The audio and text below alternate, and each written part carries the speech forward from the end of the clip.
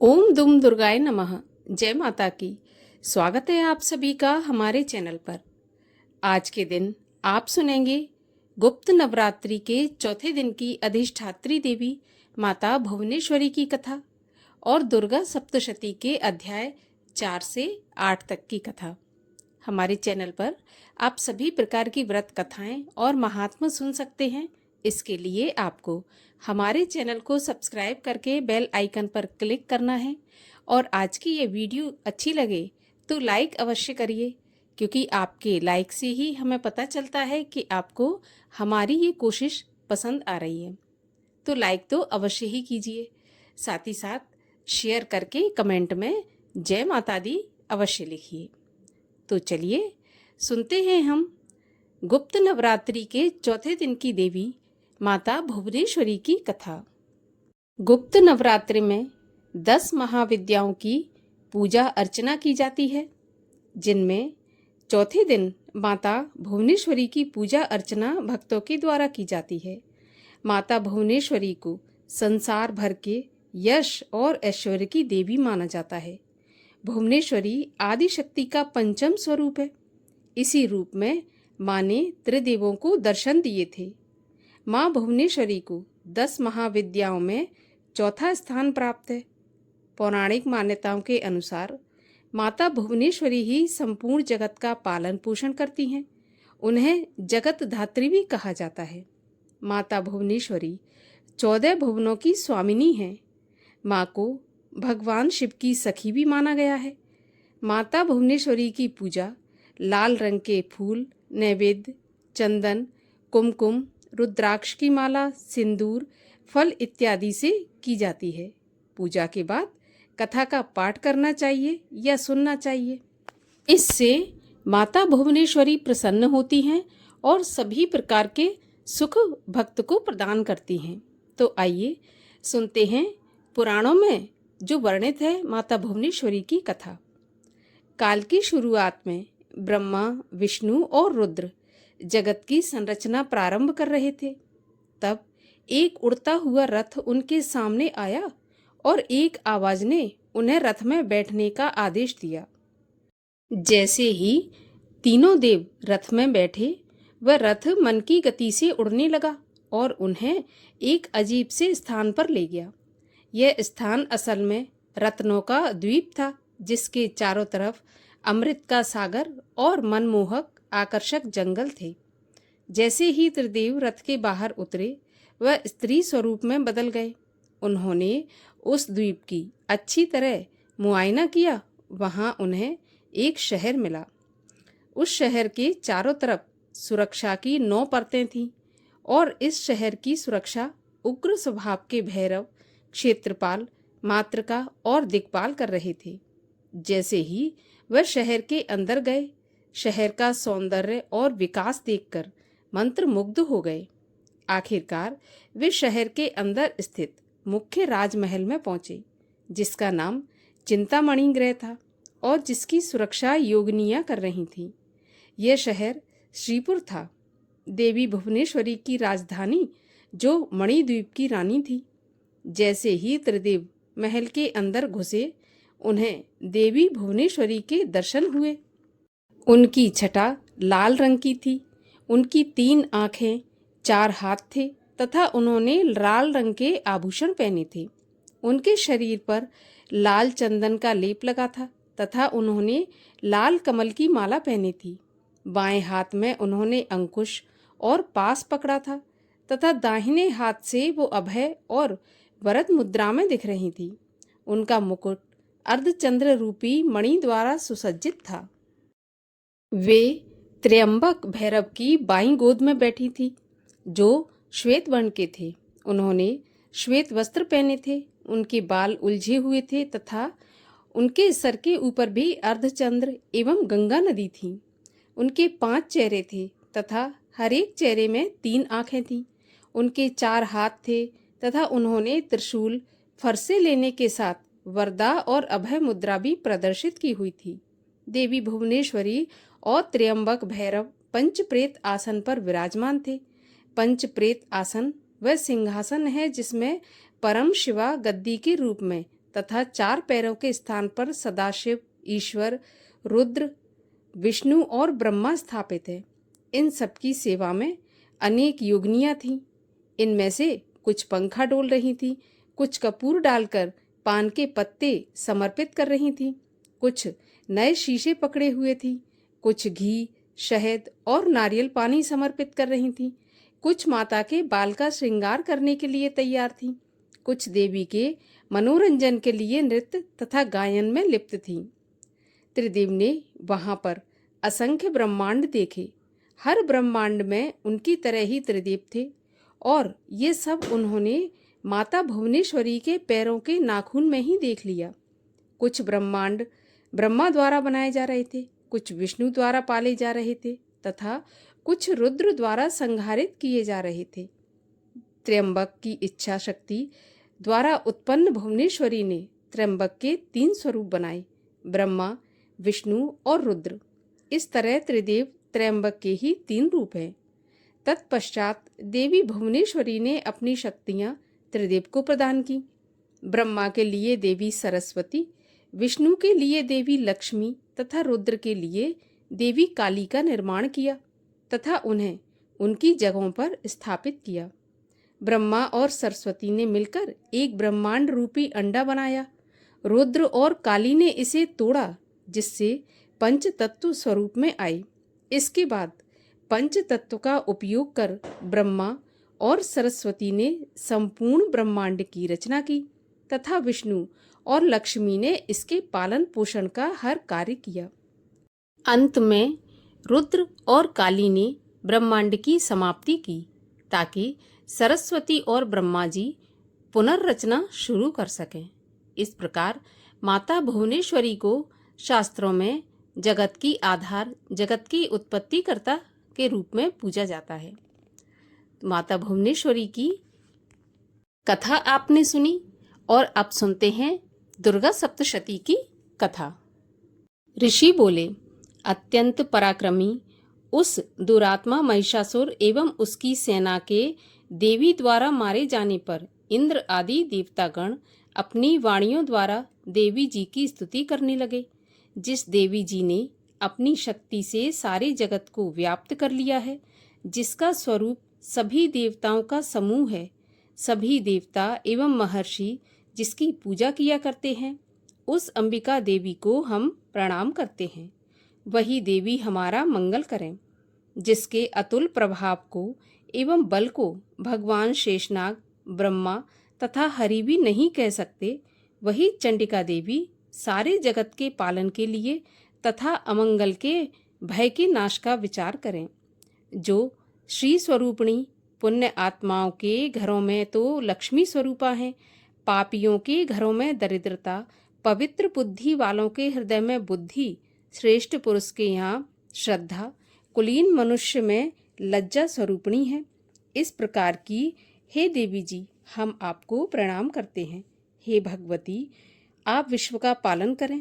हे मातेश्वरी, आपके इस अचिंत्य रूप का, असुरों के क्षय करने वाले आपके महान पराक्रम का एवं देवता तथा असुरों के सामने संग्राम में किए गए आपके अद्भुत चरित्रों का वर्णन हम किस प्रकार कर सकते हैं। हे भगवती, आप संपूर्ण जग का कारण हो। सत्व, रज, तम इन तीनों गुणों वाली होते हुए भी आप अज्ञेय हो। दोषों के कारण हम लोग आपको जान नहीं सकते। हम तो क्या, विष्णु, शिव आदि भी आपका पार नहीं पा सकते। आप सबकी आश्रय हो एवं आप आद्या, अव्याकृता, पराप्रकृति देवी हो। हे देवी जी, सभी यज्ञों में जिसके उच्चारण करने से सभी देवता तृप्त हों, आप ऐसा अचिंत्य महाव्रत स्वरूप हो और संपूर्ण दोषों से रहित, इंद्रियों को वश में करने वाले, तत्व को ही सार जानने वाले, मोक्ष के अभिलाषी मुनिजन जिसका अभ्यास करते हैं, वह देवी भगवती पराविद्या आप ही हो। आप शब्द स्वरूपा हो। परम पवित्र ऋग्वेद, यजुर्वेद एवं मनोहर उद्गीत के पदों के पाठ से युक्त सामवेद का आप निधान हो। वेद त्रयी देवी हो। 6 गुणों से संपन्न आप भगवती हो। सभी शास्त्रों का ज्ञान कराने वाली हे देवी, आप मेधा हो। दुर्गम संसार रूप सागर से पार उतारने वाली नौका रूप दुर्गा हो। आप असंग हो, कैटभ दैत्य के शत्रु विष्णु के वक्ष स्थल पर निवास करने वाली आप लक्ष्मी स्वरूपा हो एवं चंद्रमा को मस्तक पर धारण करने वाले भगवान शंकर से सम्मानित आप गौरी हो। यद्यपि आपका मुख सुंदर तथा परिपूर्ण चंद्रमा के बिंब का अनुकरण करने वाला एवं निर्मल मंद मुस्कान से शोभित है। इस प्रकार के निर्मल मंद मुस्कान से शोभित चंद्रमुख को देखकर क्रोध से परिपूर्ण महिषासुर ने झट से ही आप पर प्रहार किया। यह एक अद्भुत बात है। उससे भी अतीव अद्भुत एवं विचित्र बात तो यह है कि जब वह मुख क्रोध से युक्त था, उदय होते हुए चंद्रमा की भांति लाल लाल था, तनी हुई भौएं अति विकराल थीं। ऐसा देखकर महिषासुर ने अपने प्राण तुरंत वहीं पर नहीं छोड़ दिए। भला कौन ऐसा प्राणी है जो क्रोधी यमराज को देखकर भी जीवित रह सके। हे देवी जी, आप प्रसन्न हो। सर्वदा उन्नति दाता देवी जी, आप जिन पर प्रसन्न हैं वे ही सभी देशों में आदर पाते हैं, उन्हें ही धन तथा यश मिलता है। हे देवी, आपकी कृपा द्वारा ही पुण्य आत्मा पुरुष सभी धर्म संबंधी कार्य प्रतिदिन किया करता है। आपकी कृपा से उसे स्वर्ण लाभ होता है। इसी कारण आप तीनों लोकों में फल देने वाली हो। आपसे बढ़कर और कौन है? सबके लिए उपकार करने वाली हो। आप सर्वदा दयामयी हो। इन राक्षसों के वध करने से जगत सुखी हो। ये राक्षस कभी नरक के लिए चिरकाल तक भले ही पाप करते रहे हों। संग्राम में इनका वध आपने इसलिए किया कि मुझसे मारे हुए ये स्वर्ग चले जाएं। यही मन में रखकर हे देवी, आप पापियों का वध करती हो। आप असुरों को केवल देखने मात्र से भस्म क्यों नहीं करती? शत्रुओं पर शस्त्रों का प्रहार क्यों कर दिया करती हो? इसका भी कारण है, क्योंकि शत्रुगण मेरे शस्त्रों से मरकर पवित्र होकर उत्तम लोकों में पहुंचे। इस प्रकार आपके यह विचार अति उत्तम है। आपका शील स्वभाव दुराचारियों के दुष्ट स्वभाव को निवृत्त करने वाला है और आपका रूप अचिंत्य है। उसकी अन्य किसी के साथ तुलना नहीं हो सकती। आपका पराक्रम तो देवताओं के पराक्रम को नाश करने वाला और दैत्यों का नाश करने वाला है। इसी प्रकार आप शत्रुओं पर भी दया करती हो। आपके पराक्रम की तुलना हे देवी किसके साथ हो सकती है? आपके रूप भी तो परम मनोहर हैं, परंतु शत्रुओं को भयदायक हैं। हे वरदायिनी, त्रिलोकी भर में यह आप में ही दिखाई देते हैं। हे देवी जी, शत्रुओं का नाश करके इस सारी त्रिलोकी की आपने रक्षा की। संग्राम भूमि में उन दैत्यों का विनाश करके उन्हें स्वर्ग में पहुंचा दिया और वहां हमारा भय भी दूर कर दिया, जो कि हमें उन्मत्त दानव डराया करते थे। हे माता, आपको नमस्कार है। हे देवी, हमारी शूल से रक्षा करें। हे अंबिके, खड्ग द्वारा हमारी रक्षा करें एवं घंटा के शब्द तथा धनुष की टंकार से भी हमारी रक्षा कीजिए। हे चंडिके, पूर्व पश्चिम दक्षिण में हमारी रक्षा करें। अपने त्रिशूल को घुमा घुमा कर उत्तर में भी हमारी रक्षा कीजिए। ऋषि बोले। इस प्रकार देवी जी की देवताओं ने स्तुति की और नंदन वन में उत्पन्न हुए फूलों तथा गंध चंदन आदि से जगत की माता की उपासना की। सभी देवताओं ने भक्तिपूर्वक दिव्य धूपों द्वारा अर्चना की। तब देवी प्रसन्न मुख होकर उन देवताओं से बोली कि हे सभी देवताओं, अपनी अभिलाषा के अनुसार आप सब हमसे वरदान मांगो। देवता बोले, हे भगवती, आपने तो हमारी सभी कामनाएं पूरी कर दी, कुछ भी बाकी नहीं रहा। हमारे इस महिषासुर शत्रु का आपने वध कर दिया। फिर भी यदि प्रसन्नता पूर्वक आप हमें वरदान देना चाहती हो तो हे माता, हमें ये वरदान दीजिए कि जब जब भी हम आपका स्मरण करें तब तब आप हमारी बड़ी बड़ी आपत्तियां दूर करें। हे प्रसन्न वदने, हे मातेश्वरी, जो भी मनुष्य इन स्तुतियों द्वारा आपकी स्तुति करे उसे वित्त, रिद्धि और वैभव दीजिए। हे अंबिके, हम पर सदा प्रसन्न रहिए। ऋषि बोले, राजन, जब देवताओं ने अपने साथ जगत के कल्याण के लिए इस प्रकार का वरदान मांगा, तब उन्हें तथास्तु कहकर भद्रकाली अंतर्ध्यान हो गई। हे राजन, पूर्व काल में तीनों लोकों का हित चाहने वाली देवी का देवताओं के शरीर से जैसे प्राकट्य हुआ, वह सारी कथा मैंने कह सुनाई। 5वां अध्याय। ऋषि बोले, प्राचीन समय में शुंभ निशुंभ दोनों असुरों ने बल के मद में आकर इंद्र का, त्रिलोकी का राज्य और यज्ञों के भाग छीन लिए। उन्हीं दोनों ने सूर्य, चंद्रमा, कुबेर और वरुण का अधिकार पा लिया। वायु एवं अग्नि का काम भी वे ही करने लगे। देवताओं को तो अपमानित, पराजित एवं राज्य भ्रष्ट करके स्वर्ग से निकाल दिया। जिनके अधिकार उन दोनों असुरों ने छीन लिए थे, वे सभी पराजित देवता अपराजिता देवी का स्मरण करने लगे कि उस देवी ने तो हमें वरदान दिया हुआ है कि आपत्ति काल में वे मेरा स्मरण करने पर तुम्हारे महान संकट उसी क्षण दूर कर देंगे। यही वरदान विचार कर पर्वतराज हिमालय के पास सभी देवता पहुँचे। वहाँ भगवती की स्तुति करते हुए देवता बोले, देवी एवं महादेवी को नमस्कार हो, शिवा को सदा नमस्कार हो, प्रकृति भद्रा को नमस्कार हो। हम संयम उस भगवती को प्रणाम करते हैं। रुद्र रूपा को नमस्कार, नित्य स्वरूपा गौरी एवं धात्री को नमो नमः। ज्योत्सना रूपिणी चंद्र स्वरूपा एवं सुखमयी को निरंतर नमो नमः। प्रणाम करने वालों की उन्नति करने वाली सिद्धि स्वरूपा को नमस्कार हो। दैत्यों की लक्ष्मी, राज्य लक्ष्मी, शिव शंकर पत्नी माता जी को नमो नमः। दुर्गा, संकट के पार कराने वाली दुर्गपारा, सार रूप सारा, सर्व कारिणी ख्याति कृष्णा धूम्रा देवी को निरंतर नमस्कार हो। अत्यंत सुंदर एवं अत्यंत भयंकर रूप उस देवी को बार बार प्रणाम हो। जगत की प्रतिष्ठा रूपा कृति देवी को नमो नमः हो। जो देवी सभी प्राणियों में चेतना कही जाती है, उसे बार बार नमस्कार हो। जो देवी सभी प्राणियों में निद्रा रूप से कही गई, उसे नमस्कार, उन्हें बार बार नमस्कार हो। जो देवी सभी जंतुओं में क्षुधा और छाया रूप में स्थित है, उसे नमस्कार है, उसे बार बार नमस्कार हो। जो देवी प्राणियों में क्षमा, शक्ति तथा तृष्णा रूप में स्थित है, उसे नमस्कार हो, उसे बार बार नमस्कार हो।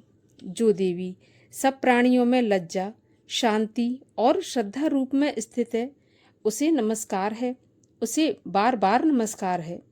जो देवी सभी प्राणियों में कांति रूप में स्थित है, उसे नमस्कार, उसे नमस्कार, उसे बार बार नमस्कार हो।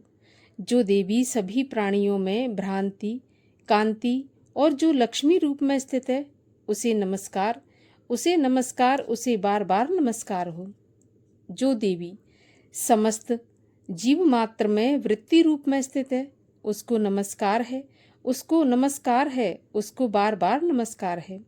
जो देवी समस्त जीव मात्र में स्मृति रूप में स्थित है, उसको नमस्कार है, उसको नमस्कार है, उसको बार बार नमस्कार है। जो देवी समस्त जीव मात्र में तुष्टि रूप में स्थित है, उसको नमस्कार है, उसको नमस्कार है, उसको बार बार नमस्कार है। जो देवी समस्त जीव मात्र में माता रूप में स्थित है, उसको नमस्कार है, उसको नमस्कार है, उसको बार बार नमस्कार है। जो देवी समस्त जीव मात्र में भ्रांति रूप में स्थित है, उसको नमस्कार है, उसको नमस्कार है, उसको बार बार नमस्कार है। जो देवी समस्त इंद्रियों तथा संपूर्ण जीव मात्र की अधिष्ठात्री है और समस्त जीव मात्र में निरंतर व्याप्त रहती हैं, उसको बार बार नमस्कार है। जो देवी इस सारे जगत में व्यापक होकर चैतन्य रूप में स्थित है, उसे नमस्कार है, उसे नमस्कार है, उसे बार बार नमस्कार हो। प्राचीन काल में अपने मनोरथों की सिद्धि के लिए देवताओं ने जिस देवी की स्तुति की, इसी प्रकार कई दिनों तक सुरपति इंद्र जिनकी सेवा करता रहा, वह मंगल रूपा परमेश्वरी हमारा मंगल एवं कल्याण करे और हमारी आपत्तियां दूर करे। दुष्ट दैत्यों से संतापित हम संपूर्ण देवता जिस भगवती ईश्वरी को नमस्कार कर रहे हैं और भक्ति पूर्वक नम्रता के स्वरूप मनुष्यों द्वारा स्मरण किए जाने पर उनकी विपत्तियों का नाश कर देती है, वह हमारी भी सभी विपत्तियों को दूर करे। ऋषि बोले, हे राजन, सभी देवता जब इस प्रकार भगवती की स्तुति कर रहे थे, उस समय श्री गंगा जी के जल में स्नान करने के लिए माता पार्वती आईं। उस समय सुंदर भौं वाली पार्वती जी ने देवताओं से पूछा कि तुम लोग किसकी स्तुति कर रहे हो? तब उनके शरीर कोश से प्रकट होकर शिवा बोली, ये देवता तो शुंभ दैत्य के सताए हुए एवं संग्राम में निशुंभ से पराजित हुए मिलकर मेरी स्तुति कर रहे हैं। श्री पार्वती जी के शरीर कोश से श्री अंबिका जी का प्राकट्य हुआ, इसी कारण सारे संसार में कौशिकी के नाम से वे प्रसिद्ध हैं। इस प्रकार जब कौशिकी प्रकट हुई तब श्री पार्वती जी काली रूप में हो गईं, अतः हिमालय में रहने वाली काली का नाम विख्यात हुआ। उसके अनंतर शुंभ निशुंभ के सेवक चंड तथा मुंड ने वहां आकर उस अंबिका देवी को देखा जो उस समय परम सुंदर रूप धारण कर रही थीं। उन दैत्यों ने शुंभ दैत्य को जाकर कहा कि हिमालय को अपनी कांति से प्रकाशित करती हुई परम सुंदरी स्त्री वहां बैठी है। वैसा उत्तम परम सुंदर रूप किसी के पास नहीं देखा और ना ही आगे देखेंगे। हे असुरराज, यह देवी कौन होगी, इस बात का आप ही पता लगाइए और उसे ग्रहण कीजिए। वह स्त्री क्या है? रत्न है। उसके तो सभी अंग बड़े मनोहर हैं, अपनी दिव्य कांति से दिशाओं को प्रकाशित कर रही है। हे दैत्यराज, वह तो बैठी हुई है, आप जाकर उसे देख सकते हैं। हे प्रभु, जैसे भी हो आप उसे ग्रहण कीजिए। ऋषि बोले, तब चंड मुंड के वचन सुनकर शुंभ ने महाअसुर सुग्रीव को दूत बनाकर देवी के पास भेजा और कहा कि तुम मेरी ओर से उससे इस प्रकार से कहना और इस प्रकार का उपाय करना, जिससे कि वह प्रसन्न होकर अत्यंत शीघ्र ही यहाँ आ जाए। यह सुनकर वह दैत्य पर्वत के उस प्रदेश पर पहुंचा जो कि अत्यंत सुंदर था। वहां पर देवी बैठी हुई थी। वहां जाकर उसने देवी से मधुर वाणी द्वारा कोमल वचन कहे। दूत बोला, हे देवी, दैत्यों का स्वामी शुंभ तीनों लोकों में परमेश्वर है और मैं उसका दूत हूँ। मुझे उसने आपके पास भेजा है। मैं वहाँ जो उसकी आज्ञा को नहीं मानता उसे परास्त कर देता हूँ। उसने सभी देवता परास्त कर दिए। अब आपके लिए जो संदेश है वह मुझसे सुनिए। उसने कहा है, सारी त्रिलोकी मेरी हो चुकी है, सभी देवता मेरे अधीन है, सभी यज्ञ भाग अलग अलग करके मैं ही पा रहा हूँ। त्रिलोकी भर के उत्तम सभी रत्न मेरे अधीन हो चुके हैं। इंद्र के श्रेष्ठ वाहन ऐरावत हाथी को मैंने छीन लिया है। देवताओं ने क्षीर समुद्र से उत्पन्न उच्च श्रवा नामक जो अश्व है उसको रत्न प्रणाम करके मुझे भेंट कर दिया है, तथा और भी जितने देव गंधर्व एवं नागों के पास रत्न रूप वस्तुएं थीं वे सब की सब हे सुंदरी मेरी हो चुकी हैं। हे देवी, अब हम तुमको स्त्रियों में रत्न मान रहे हैं, इस कारण अब आपको भी हमारे पास आ जाना चाहिए, क्योंकि हम तो रत्नों के भोक्ता हैं। अब तुम्हारी इच्छा है कि मुझे अथवा पराक्रमी मेरे भाई निशुंभ को, इन दोनों में से किसी को वर के रूप में चुन लो, क्योंकि तुम रत्न रूप हो। मेरे साथ विवाह कर लेने से तुम्हें अतुल ऐश्वर्य प्राप्त हो जाएगा। यह अपनी बुद्धि के द्वारा सोच लो, फिर मेरे साथ विवाह कर लो। ऋषि बोले, जब इस प्रकार दूत ने देवी से कहा, तब वह जगत को धारण करने वाली भगवती देवी जी गंभीर होकर मंद मुस्कान करके बोली, हे दूत, तुमने जो कुछ कहा वह सत्य है, मिथ्या कुछ भी नहीं। इसमें संदेह नहीं कि शुंभ त्रिलोकी का स्वामी है और निशुंभ भी वैसा ही है, किंतु मैंने प्रतिज्ञा की हुई है, उसे किस प्रकार से मिथ्या करूं? प्रतिज्ञा इस प्रकार है कि जो मुझे युद्ध में जीत ले एवं मेरा अभिमान तोड़ दे और संसार में मेरे समान बलधारी हो, वह मेरा भर्ता हो सकता है। शुंभ आए अथवा महाअसुर निशुंभ आ जाए, मुझे जीतकर मेरा शीघ्रता से पाणी ग्रहण करे। दूत बोला, हे देवी, तुम्हें अभिमान है जो इस प्रकार की बातें मेरे सामने कर रही हो? भला कहीं त्रिलोकी में ऐसा कौन सा पुरुष है जो शुंभ और निशुंभ का सामना कर सके? सारे देवता तो दूसरे दैत्यों का सामना भी नहीं कर सकते। तू तो फिर भी स्त्री है और अकेली है। युद्ध भूमि में इंद्र आदि सभी देवता जिस शुंभ आदि दैत्यों के सामने न ठहर सके, भला तू स्त्री होते हुए उनका सामना कैसे कर सकती है? इस तरह चले चलने से तुम्हारी प्रतिष्ठा बढ़ेगी, अन्यथा जब वे तुम्हारे केश पकड़कर घसीटते हुए ले जाएंगे तो तुम्हारा गौरव नष्ट हो जाएगा। देवी बोली, हे दूत, इसमें कोई संशय नहीं कि शुंभ बलवान और निशुंभ भी पराक्रमी है, पर मैं करूं तो क्या करूं? प्रतिज्ञा करने से पहले ये बात मैंने नहीं सोची थी। अब तुम जाकर असुर राज को मेरी यही बात कह दो, फिर उसे जो उचित दिखाई देगा वही करेगा। 6वां अध्याय।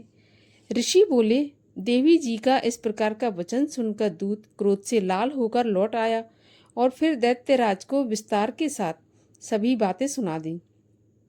दूत के वचन सुनते ही दैत्यराज क्रोध से भर गया। दैत्यों के सेनापति धूम्रलोचन से बोला, हे धूम्रलोचन, अब तुम देर मत करो, अपनी सेना के साथ वहां जाकर उस दुष्टा को केशों से पकड़कर बलपूर्वक घसीटते हुए यहाँ जल्दी से ले आओ। उसकी रक्षा यदि कोई भी करे या कोई वहां पर उसकी रक्षा के लिए उपस्थित हो, चाहे वह देवता, यक्ष, गंधर्व कोई भी हो, उसे मार डालो। ऋषि बोले, आज्ञा पाते ही वह धूम्रलोचन दैत्य 60,000 असुरों की सेना लेकर शीघ्र चल पड़ा। वहां पहुंचकर उसने हिमालय पर विराजमान देवी को देखा और ऊंची आवाज से बोला, अरे तू शुंभ निशुंभ के पास चल। यदि अभी भी प्रसन्नता पूर्वक मेरे स्वामी के पास नहीं चलेगी तो याद रख, तुझे बालों से पकड़कर घसीटते हुए बलपूर्वक ले जाऊंगा। देवी बोली, इसमें संशय नहीं कि तुम्हें दैत्येश्वर ने भेजा है। तुम स्वयं भी बलवान हो, बड़ी भारी सेना के साथ आए हो। इस प्रकार की दशा में मुझे बलपूर्वक ले जाओ तो मैं तुम्हारा क्या कर सकती हूँ? ऋषि बोले, जब इस प्रकार का उसे उत्तर मिला तो धूम्रलोचन असुर देवी की ओर दौड़ा। तब तो देवी अंबिका जी ने हुंकार के शब्द से उसे भस्म कर दिया। फिर तो असुरों की क्रोध में आई बड़ी सेना तथा अंबिका जी ने एक दूसरे पर तीक्ष्ण बाण शक्तियां, फरसे आदि बरसाने आरंभ कर दिए। इधर देवी जी का वाहन सिंह भी कुपित होकर भयंकर नाद करता हुआ अपने बाल झटकारता हुआ असुरों की सेना पर उछल पड़ा। उस सिंह ने कुछ असुरों को पंजों की मार से एवं कुछ एक को अपने जबड़ों से तथा कई एक महाअसुरों को नीचे पटककर दांतों एवं दाढ़ों से विदीर्ण करके मार डाला। कितने एक दैत्यों के केसरी ने नाखूनों से पेट फाड़ डाले। कितने एक दैत्यों को तल प्रहार कर उनके सिर धड़ से अलग कर डाले और अन्यों की भुजाएं, सिर आदि छिन्न भिन्न कर दिए। कितनों के पेट फाड़ फाड़ कर गले के बाल फटकारते हुए सिंह ने रुधिरपान किया। अत्यंत कुपित हुए देवी जी के वाहन बलवान सिंह ने क्षण भर में दैत्यों की सेना क्षय कर दी। देवी जी ने उस असुर धूम्रलोचन को मार डाला। देवी जी के वाहन सिंह ने भी सारी सेना का क्षय कर दिया। शुंभ ने जब यह सुना तो उसके क्रोध का पारा चढ़ गया और उसके होंठ कांपने लगे। झट से शुंभ ने चंड तथा मुंड दोनों दैत्यों को आज्ञा दी, हे चंड तथा हे मुंड, तुम दोनों बड़ी भारी सेना लेकर वहां पहुंचो। उसे जल्दी से यहाँ लाओ। उसे सेना लेकर खींचकर या बांधकर ले आओ। यदि इस प्रकार लाने में तुम लोगों को संशय हो तो युद्ध करो।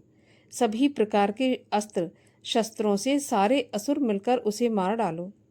उस दुष्टा की मर जाने पर एवं सिंह के भी मारे जाने पर जिस दशा में भी अंबिका पड़ी हो, उसे बांधकर अपने साथ लेकर शीघ्र आ जाओ। 7वां अध्याय। तब ऋषि बोले, आज्ञा पाते ही चंडमुंड आदि दैत्य आयुधों से सुसज्जित होकर चतुरंगिणी सेना के साथ चल पड़े। वहां पहुंचकर उन्होंने देखा कि हिमालय की ऊंची स्वर्ण की चोटी पर सिंह पर देवी बैठी हैं और मंद मंद हंस रही हैं। इस प्रकार उसे देखकर पकड़ने की चेष्टा करने लगे। किसी ने धनुष चढ़ा लिया, किसी ने तलवार संभाल ली एवं कितने ही देवी जी के पास पहुंच गए। तब अंबिका जी उन शत्रुओं के प्रति क्रोध में आ गईं। उस समय क्रोध के कारण उनका मुख काला हो गया। देवी के माथे पर कुटिल होकर भौहें तन गईं। तब तो भयानक मुख वाली काली देवी तलवार तथा पाश लिए प्रकट हो गईं। उन्होंने अद्भुत सा खड्वांग धारण किया हुआ था। नरमुंडों की माला शोभित थी, चीते के चर्म की साड़ी पहने हुए थी। शरीर का मांस सूखा दिखाई देता था, अत्यंत भयानक रूप था। मुख को खोल रखा था। लपलपाती हुई जिह्वा और भी भयानक थी। धसी हुई लाल लाल आंखें थीं। गर्जना से सभी दिशाओं को भर दिया। तब तो वह बड़े वेग से दैत्य सेना पर टूट पड़ी। बड़े बड़े असुरों को मारती हुई उनका भक्षण करने लगी। उन पार्श्व रक्षकों को, अंकुशधारियों को, महावत तथा योद्धाओं को, घंटों के साथ कितने हाथियों को एक ही हाथ से पकड़कर मुंह में डालने लगी। वैसे ही घोड़ों के साथ रथों को एवं सारथियों को मुंह में डाल डालकर अत्यंत भयानक रूप से दांतों से उन्हें चबाती जाती थी। किसी के केश पकड़ लेती तो किसी की गर्दन दबा डालती, किसी को पैरों से दबोच लेती तो किसी को छाती से धकेल कर मार गिराती। असुरों के द्वारा छोड़े हुए अस्त्र शस्त्रों को मुंह से पकड़ती जाती और दांतों से पीसती जाती। काली जी ने इस प्रकार बलवान दुरात्मा असुरों की वह सेना कुचल डाली। कितने ही असुरों को मार दिया। उस देवी ने कुछ एक तलवार से काट गिराए, कुछ एक खड्वांग से पीट दिए और कुछ एक दांतों से कुचल दिए। क्षण भर में राक्षसों की वह सारी सेना मार पीट कर गिरा दी। यह देखकर चंडमुंड उस भयानक काली की ओर दौड़ा। इधर महाअसुर मुंड ने भी महाभयंकर बाणों की वर्षा से एवं सहस्त्रों चलाए हुए चक्रों द्वारा उस भयानक आंखों वाली देवी को ढांप दिया। वे अनेक चक्र की देवी के मुख में प्रवेश करते हुए इस प्रकार दिखाई देने लगे जैसे बहुत से सूर्य बिंब बादलों के पेट में समाते जा रहे हों। तब तो जिसके भयानक मुख के भीतर जिसका देख सकना कठिन था, ऐसे दांतों के प्रकाश से दमकती हुई अत्यंत क्रोध में आकर भयानक गर्जना करती हुई वह काली भीषण अट्टहास करने लगी।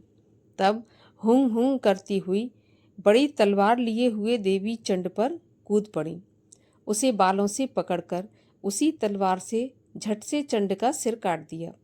तब चंड को इस प्रकार मारा गया देखकर मुंड देवी की ओर दौड़ा। कुपित काली ने तलवार से मारकर पृथ्वी पर मुंड को भी गिरा दिया। महाबली मुंड को मरा हुआ देखकर और सेना का नाश देखकर शेष सेना भयभीत होकर इधर उधर भाग गई। अनंता काली जी ने चंड तथा मुंड के सिर हाथ में ले लिए। फिर भयानक अट्टहास करती हुई चंडिका के पास पहुंचकर बोली, मैंने ये चंड और मुंड नामी महापशु आपकी भेंट चढ़ा दिए। अब तो शुंभ निशुंभ का आप स्वयं वध करना। ऋषि बोले, अपने सम्मुख लाए गए चंड मुंड महाअसुरों को देख कल्याणी चंडिका काली से ललित वचन बोली, हे देवी कालिके, क्योंकि तुम चंड मुंड को लेकर मेरे पास आई हो, इस कारण लोक में चामुंडा के नाम से तुम्हारी ख्याति होगी। 8वां अध्याय। ऋषि बोले, चंड मुंड दोनों दैत्यों के मारे जाने पर एवं बहुत सी सेना के भी क्षय हो जाने पर असुर राजा महाप्रतापी शुंभ के चित्त में भारी क्रोध पैदा हो गया। उसने सभी दैत्यों की सेना को युद्ध के लिए आज्ञा दे दी। उसने कहा, आज 86 उदायुध सेनापति अपनी सारी सेना को लेकर चलें। असुर 84 कंबू सेनापति भी अपनी सेना के साथ युद्ध के लिए निकलें और मेरी आज्ञा से 50 करोड़ वीर कुल के असुर तथा 100 धौम्र कुल के सेनापति सेनाओं के साथ कूच कर दें और फिर मेरी आज्ञा से कालिक, मौर्य, दोहर्द, काली के सभी असुर तैयार होकर शीघ्र प्रस्थान करें। भयंकर शासन करने वाले असुरराज शुंभ ने इस प्रकार आज्ञा देकर स्वयं भी बहुत सी सेनाओं के साथ प्रस्थान कर दिया। जब चंडिका ने देखा अब इस ओर भयानक सेना लेकर निशुंभ आ रहा है, तब तो उन्होंने अपने धनुष की टंकार करके पृथ्वी आकाश के मध्य भाग को बुझा दिया। हे राजन, उस समय सिंह ने भी बड़ी भारी गर्जना की। फिर अंबिका जी ने घंटा बजाकर उस गर्जना को और भी बढ़ा दिया। उस शब्द को सुनकर दैत्य सेनाओं ने आकर चारों ओर से देवी, सिंह और काली को क्रोध के साथ घेर लिया। इसी अवसर के मध्य में, हे राजन, दैत्यों के नाश के लिए तथा देवताओं की वृद्धि के लिए अत्यंत बल एवं पराक्रम से संपन्न होकर ब्रह्मा, विष्णु, शिव, कार्तिक स्वामी, इंद्र आदि देवों की शक्तियां उन्हीं के शरीरों से निकलकर उन्हीं उन्हीं रूपों से चंडिका के पास आ गईं। जिस देवता का जो रूप जैसे भूषण तथा वाहन है, उन्हीं उन्हीं वस्तुओं से संपन्न होकर वह देवता शक्ति वही रूप धारण कर दैत्यों के साथ युद्ध करने आ गईं। ब्रह्मा जी की शक्ति, जिसे ब्रह्माणी कहा जाता है, जो हंसों से जुते हुए विमान पर आरूढ़ थीं, अक्षय सूत्र कमंडल से शोभित थीं, सबसे प्रथम उपस्थित हुईं। महेश्वर की शक्ति वृषभ पर विराजमान, सुंदर त्रिशूल धारण किए, महासर्पों के कंकण धारण किए, मस्तक पर चंद्र रेखा शोभित थी, वह मातेश्वरी शक्ति आईं। कार्तिक स्वामी की शक्ति हाथ में शक्ति लिए मूर पर आरूढ़ गुह रूपणी कौमारी अंबिका शक्ति दैत्यों से युद्ध करने आई। वैसे ही विष्णु की शक्ति गरुण पर सवार होकर शंख, चक्र, गदा, शांग एवं खंग हाथ में लिए वहां वैष्णवी शक्ति आ गई। यज्ञ वराह का विचित्र रूप धारण करने वाले विष्णु की वराह शक्ति वैसा ही शरीर धारण करके वहां आई। नरसिंह जी के समान शरीर को धारण किए, गर्दन के बालों को फटकारने से आकाश के तारों को बिखेरती हुई नारसिंगी शक्ति वहां आ पहुंची। इंद्र की शक्ति इंद्र के समान रूप वाली 1000 नेत्र धारण किए वज्र हाथ में लेकर ऐरावत गजराज पर आरूढ़ होकर वहां आई। उन शक्तियों से घिरे हुए शंकर जी ने चंडिका से कहा कि मेरी प्रसन्नता के लिए शीघ्र से शीघ्र इन असुरों का संहार करो। तब देवी के शरीर से अत्यंत भयानक सैकड़ों गीदड़ियों की भांति हुंग हुंग करती हुई बड़ी चंडिका शक्ति प्रकट हो गई। तब उस अपराजिता देवी ने धुएं जैसे जटा वाले शिव से कहा, भगवन, आप दूत बनकर शुंभ निशुंभ के पास जाएं, वहां जाकर उन महाअभिमानी शुंभ निशुंभ दानवों को तथा युद्ध में आए हुए दूसरे दानवों को भी कहें कि हे दानवों, यदि तुम लोग जीना चाहते हो तो त्रिलोकी का राज्य इंद्र प्राप्त करे, सभी देवता यज्ञ भाग पाएं और तुम लोग पाताल में चले जाओ। यदि तुम्हें कुछ बल का अभिमान हो और युद्ध की अभिलाषा हो तो आ जाओ, ताकि तुम्हारे मांस से मेरी गीदड़ियां तृप्त हो जाएं। इस दूत रूप में स्वयं शिव को ही देवी जी ने नियुक्त किया। वह शिव शक्ति संसार में शिवदूती के नाम से विख्यात हुई। जब शिव द्वारा कथित देवी जी के वचन उन महाअसुरों ने सुने तो बड़े क्रोध में आ गए और जहाँ कात्यायनी देवी स्थित थी उस ओर बढ़ने लगे। वहां कुपित होकर उन देव शत्रुओं ने बाण, शक्ति, रिष्टि आदि आयुधों से देवी जी पर पहले वर्षा करना आरंभ कर दिया। तब टंकार करके धनुष द्वारा पैने पैने बाण छोड़कर देवी जी ने खेल ही खेल में उनके फेंके हुए बाण, शूल, शक्ति, परशु आदि शस्त्रों को काट डाला। फिर काली भी उनके सामने होकर शत्रुओं को शूल के प्रहारों से चीरती, फाड़ती, खड़वांग से कुचलती, मारती विचरण करने लगी। इधर ब्रह्माणी शक्ति भी जिस ओर दौड़ती उसी ओर अपने कमंडल का जल छिड़क देती, जिससे शत्रुओं का पराक्रम एवं तेज नष्ट होता जा रहा था। महेश्वरी शक्ति ने त्रिशूल द्वारा, वैष्णवी शक्ति ने चक्र द्वारा और कौमारी शक्ति ने शक्ति द्वारा उन दैत्यों का क्षय करना आरंभ कर दिया। ऐन्द्री शक्ति के वज्र गिराने से सैकड़ों दैत्य दानव विदीर्ण होकर रुधिर के पतनाले बहाते हुए पृथ्वी पर गिरने लगे। वराही शक्ति ने तो कुछ एक को तुंड प्रहार से मार गिराया। कितने दैत्यों की छातियां अपनी दाढ़ों के अग्रभाग से चीर डाली। वराह मूर्ति ने चक्र द्वारा बहुत से दैत्य चीर फाड़ डाले। कितने महादैत्यों को नारसिंगी शक्ति अपने नाखूनों से विदीर्ण करके खाने लग गई। कितने दैत्य शिवदूती के कठोर अट्टहास से भयभीत होकर पृथ्वी पर गिरते गए, फिर उन्हें वह खाती गईं। इस प्रकार अत्यंत कुपित होकर अनेक उपायों द्वारा बड़े बड़े दैत्यों को मारते हुए मातृगण को देखकर देव शत्रुओं के सैनिक भागने लगे। उन दैत्यों को मातृगण से पीड़ित होकर भागते हुए देखकर क्रुद्ध महाअसुर रक्त बीज युद्ध करने के लिए आ गया। रक्त बीज के वज्रमय शरीर से एक भी रुधिर बिंदु जब पृथ्वी पर गिरती तब उसी के समान बलवान दूसरा असुर पैदा हो जाता। उस महाअसुर ने आकर इंद्र शक्ति के साथ युद्ध किया। तब इंद्री शक्ति ने अपने वज्र के द्वारा रक्त बीज की ताड़ना की। वज्र के लगते ही उसके शरीर से बहुत से योद्धा पैदा हो गए, जिनका रूप पराक्रम रक्त बीज के समान ही था। जितनी भी रक्त की बूंदें शरीर से गिरती, उनके उतने ही उसके सदृश बलवीर पराक्रमी पुरुष उत्पन्न हो गए। वे रक्त से उत्पन्न हुए पुरुष भी अत्यंत भयानक अस्त्र शस्त्र से सुसज्जित होकर मात्र गणों के साथ लड़ने लगे। फिर इंद्री ने वज्र से उसका सिर क्षत विक्षत कर दिया। उससे रुधिर बह उठा। तब हजारों पुरुष उस रुधिर से पैदा हो गए। वैष्णवी शक्ति ने चक्र द्वारा उसे मारा। इंद्री ने गदा द्वारा असुर राज की ताड़ना की। वैष्णवी के चक्र से क्षत होने पर उसके शरीर से ज्यों ही रुधिर स्राव हुआ, उससे हजारों उसी के समान महाअसुर पैदा हो गए, जिनसे संपूर्ण जगत भर गया। कौमारी ने शक्ति से उसे मारा। वराही ने तलवार से, माहेश्वरी ने महाअसुर रक्त बीज का त्रिशूल से हनन किया। उस दैत्य ने भी गदा द्वारा सभी मात्र गणों को अलग अलग मारा। उस समय रक्त बीज बड़े क्रोध में समाविष्ट था। शक्ति शूल आदि आयुधों से कई बार विक्षत होने पर उसके शरीर से रक्त प्रवाह के पृथ्वी पर गिरते ही सैकड़ों असुर उत्पन्न हो चुके थे। दैत्यों के रुधिर से उत्पन्न उन असुरों से सारा जगत व्याप्त हो गया। देवताओं को डरा एवं उदास देखकर तब शीघ्र ही चंडिका ने काली से कहा कि चामुंडे, अपना मुख तुम अधिक विस्तार से फैला लो।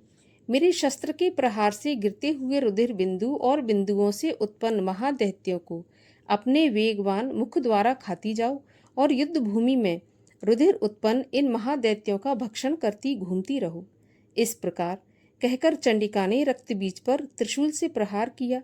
फिर काली ने रक्त बीज का रुधिर मुख से ग्रहण कर लिया। उस दैत्य ने भी चंडिका पर गदा चलाई, किंतु उस गदापात द्वारा चंडिका को कुछ भी वेदना नहीं हुई।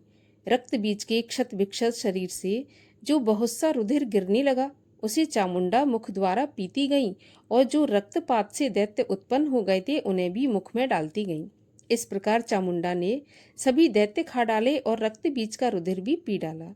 तब देवी ने शूल, वज्र, तलवार, रिष्टि आदि आयुधों से हीन उस महाअसुर रक्त बीज को मार दिया। शस्त्र समूहों से आहत होकर वह पृथ्वी पर गिर पड़ा। हे राजन, रुधिर तो उसका चामुंडा ने पी ही लिया था। उसकी मृत्यु होने पर देवता परम प्रसन्न हुए। मात्रगण उसके रुधिर पान के मद से उन्मत्त होकर नृत्य करने लगी। इस प्रकार 8वां अध्याय समाप्त होता है। अगले अध्यायों की कथा सुनने के लिए चैनल को सब्सक्राइब करके बेल आइकन पर क्लिक कर लीजिए, और आज की कथा अच्छी लगी हो तो एक लाइक अवश्य कीजिए, क्योंकि आपके लाइक से ही हमें पता चलता है कि आपको हमारा वीडियो अच्छा लगा।